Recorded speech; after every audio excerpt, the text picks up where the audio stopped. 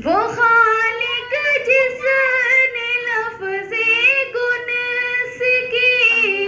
तख्लीक आलम की, वो खालिक जिसने लफ्ज़े गुनस की तख्लीक आलम की, तो फिर मखलूक ने भी, हाँ तो फिर मखलूक